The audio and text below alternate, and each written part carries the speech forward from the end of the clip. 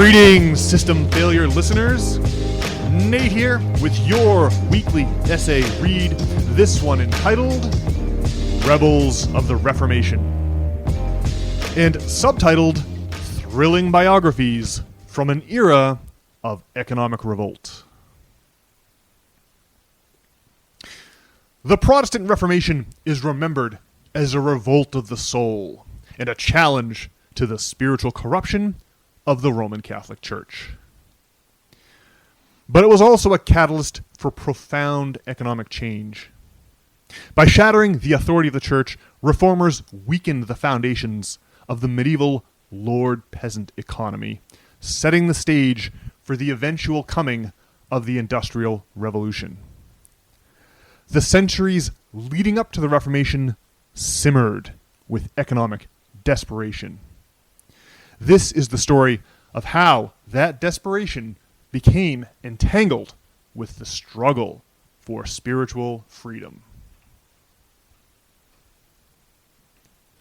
The Peasants' Revolt of 1381. In the middle of the 1300s, the Black Death wiped out a third of all Europeans. Afterwards, there were many more empty fields than surviving peasants, and so those survivors began demanding pay raises. The labor shortage meant that the peasantry finally had the nobility over a barrel. They played lords off against each other in bidding wars for their labor. But the nobility was accustomed to making demands, not entertaining them. They used their influence in Parliament to fix the price of labor by law, just as the Roman Emperor Diocletian had done 1,000 years before. This naked act of class warfare caused resentment to fester among the peasants in the English countryside. In 1381, their anger reached a boiling point. Tens of thousands of irate peasants marched on London, a number comparable to the entire city's population at that time. Hopelessly outnumbered, a 14-year-old King Richard II rode out to meet the mob, where he gave in to all their demands.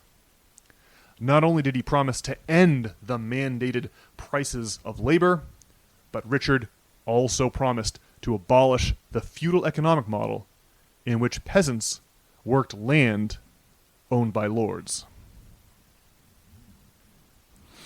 After the mob had dispersed, thinking that they had won a tremendous political victory, Richard simply betrayed them. He declined to abolish the feudal system or change the laws that fixed the price of labor. Instead, he had the former rebels rounded up and killed.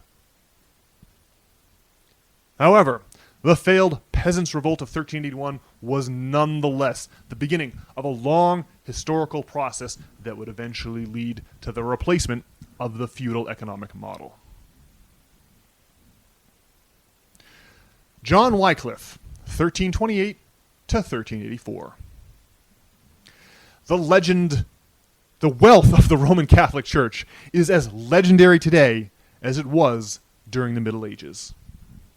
But that legendary hoard contrasts awkwardly with Scripture, which is filled with harsh condemnations against wealth accumulation.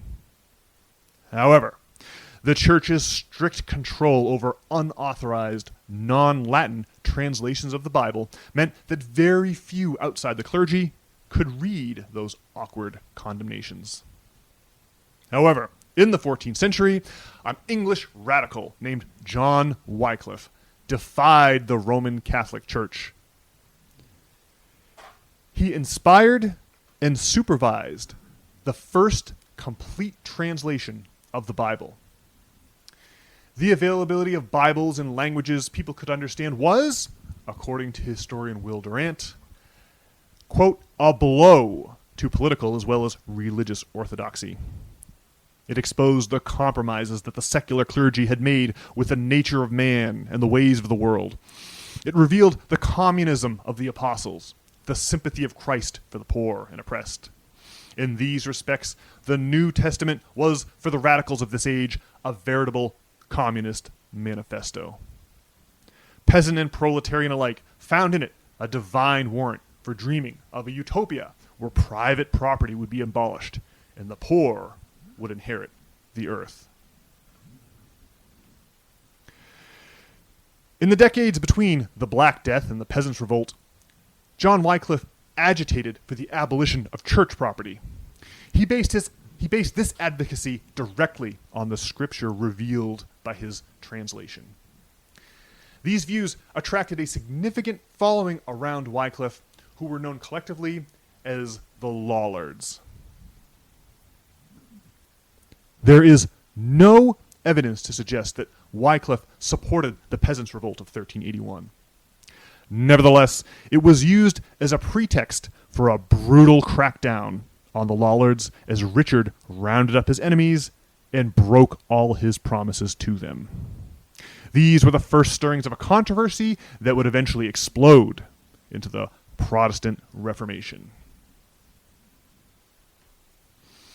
Jan Hus, 1369 to 1415.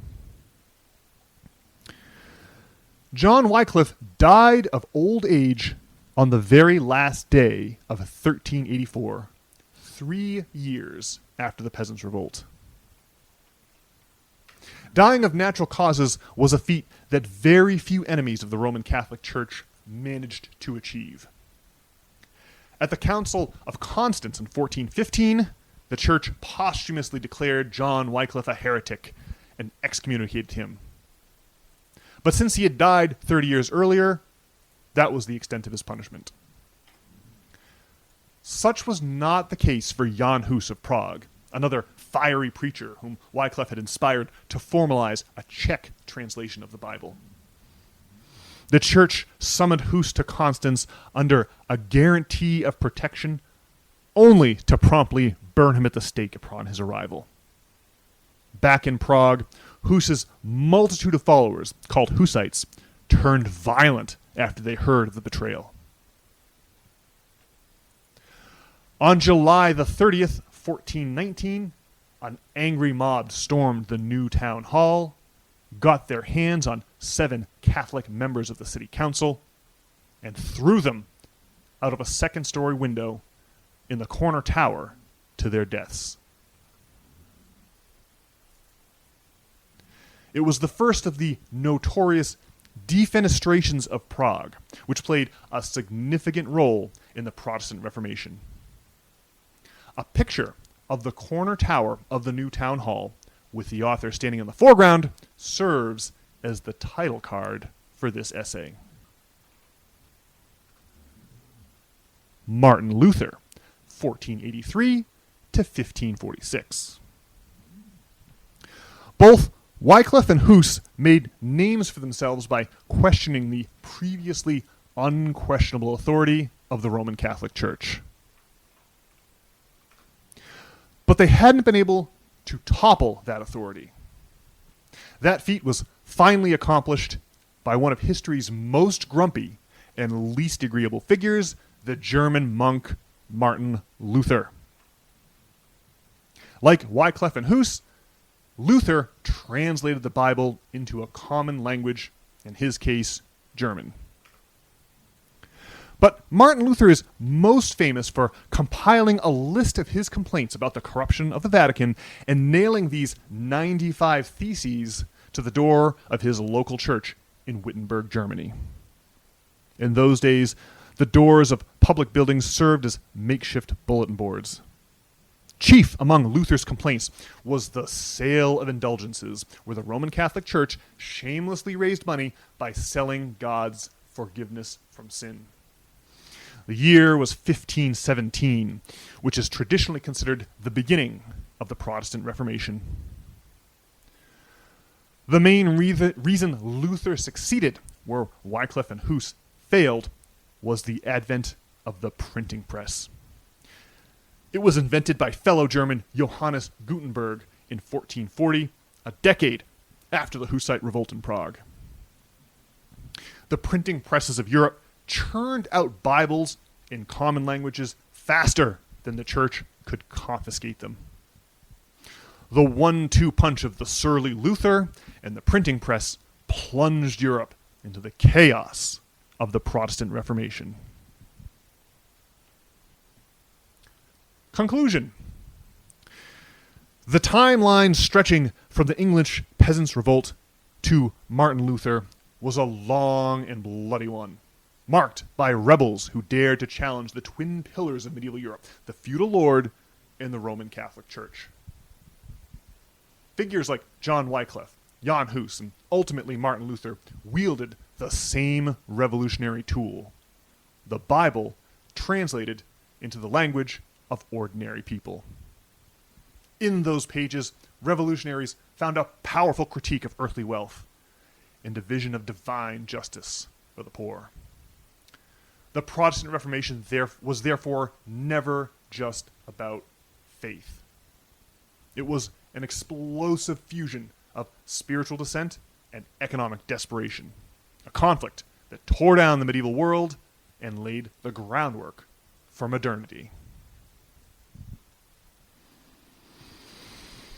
Well, alrighty, folks, that is the essay read for this week. I hope you enjoyed it. If you did, consider logging on to systemfailure.org. There, you can enter in your email address and sign up to receive the text version of these essays directly in your email inbox every week. In addition to everything you heard here, the text version also contains the picture of the new town hall you heard referenced there, the title card, and it also includes the flavor text, in this case a quote from Will and Ariel Durant. Finally, if you'd like to get in touch with either Brian or me, you can accomplish that feat over at systemfailure.org as well. Just click on the About page and scroll down to our names and click on them there.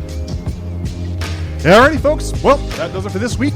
I will be back on Monday with another regularly scheduled edition of the System Failure Podcast with Brian. We'll talk to you all then.